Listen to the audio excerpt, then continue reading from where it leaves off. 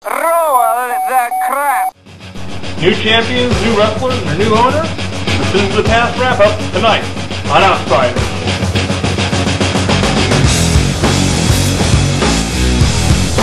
Welcome to UWF Outsider. I'm Ed Johnson. Sins of the Past has come and gone, and now it's time to take a look back at this amazing showcase of what the UWF can do when it puts its deranged mind to it.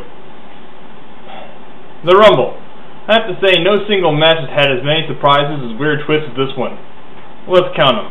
The arrival of Cock Jockey, Seymour Almaz's threatening to destroy the Federation, the return of Roadkill, Digital Mortality, and the one-night wonder, Jamie Shock. This one match left us with enough bad blood to last for a year. If you missed this one, better hope your buddies T-voted. Our new #1 contenders are Cock Jockey for the TV title, Carlos Castro for the North American INH title, and a tie for the world title between Lance Rose and Seymour Almaz. Complicated by Jamie Shock, who has no idea that when he interfered he eliminated both Almaz and Rose at the same time, and he challenged Almaz to a $10 million match for #1 contendership. How is Rose going to factor into Jamie's plans? Additionally, will Jamie enlist the aid of former tag partner Kenny Mercury, or even better, Strictly Business Lou Spectre, to defeat these two? What sort of impact will our new and returning wrestlers have on the UWF? Time will tell, we just have to be patient. The tag match.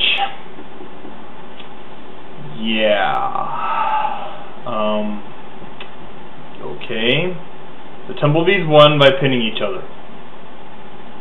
I must say, this is the most unusual victory/loss I've ever seen in my life. So congrats to the new and still champions, the Tumblebees. We need more tag teams.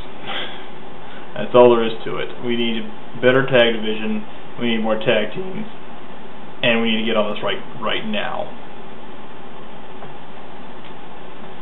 I have never in my life been so excited about the TV title division. This feud between Axel Action and Sledge isn't going away anytime soon, has the potential to put some well-deserved prestige behind the TV title. This is a classic heel-face hatred, and no matter how many times you see it, it's always good entertainment.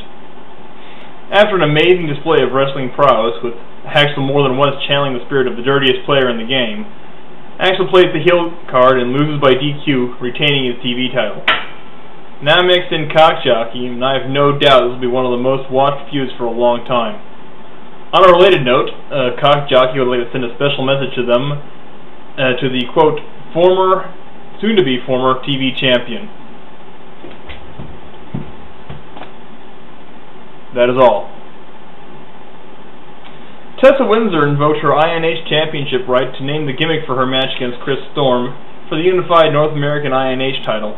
She declared it a reverse Greco-Roman match, where only the legs may be used to attack or defend, the arms may not be used at all. I'll agree, a fairly odd match, but oh boy was it a nail-biter. Tessa took the fight to Chris, who was completely at a loss for much of the match. Tessa was the top dog until Chris locked in the body-leg scissors. Tessa was teetering on the edge of consciousness until the lights went out. Not hers, I mean the house lights. The arena went black, and when the lights came up, Chris's were out. Tessa understandably capitalized and took the victory. Later it was revealed that Clyde was the one who turned the lights out on Chris, both ways. But Rod only knows why. Is he trying to recruit Tessa into his ring of terror? Or is he just drawing her closer so he can close the trap on the one who took his INH title away? Speaking of Clyde, him and Misfit took to the stage for the biggest prize in the game. It was a no-holds-barred, knockdown, drag-out fight to the finish. Clyde brought his whole posse, Bethany, Scourge, Violator, and Ricardo Montalban. Misfit fought every one of them, bravely, valiantly one might even say. In fact, it took Clyde, all his friends, a stack of chairs, and a forklift to finally bring down Misfit. The forklift Misfit tried to use to take out Clyde, which Clyde then climbed on, which then, in turn, rolled off the ramp and exploded. From the twisted wreckage, only one man emerged, and that man was the Burning Man, Clyde. Misfit was carried out of the arena in a stretcher. His ankle almost snapped in two. Whether or not he'll be returning to active roster anytime soon hasn't been announced yet, and I'm willing to bet he's not going to be in any sort of condition for a rematch anytime soon. Even after all that, there was still one more surprise in store for the fans. who's small, green, once a year gets cast in gold to celebrate the UWF's best and brightest, and is the new owner of the UWF? That's right, UWF Hall of Famer Luca the Imp. That's right, the former heavyweight champ, legend from both UWF and GIWF, is the new majority shareholder of the UWF. He made his big reveal at the very end of Sins of the Past. Luca hasn't revealed what, if any, changes he'll be making in the UWF. With Monday Night Mojo coming up, details should be coming soon. We have time for a bit of viewer mail. Let's look in the bag. Letter asks, how do you think Sledge feels about the fact that Axel Action completely pwned him at Sins of the Past? It's from a Mr. Pact, first name Action. I'd like to think that Sledge is fairly well upset about not winning the TV title from Axel, but I don't think pwned is quite the proper phrasing, since the only reason he didn't take home the title is because Axel DQ'd himself. But hey, what do I know? With Sins of the Past in the bag and Mojo just on the horizon, the UWF is posed to be the Fed to watch. And you'll be sorry if you don't. This is Ed Johnson.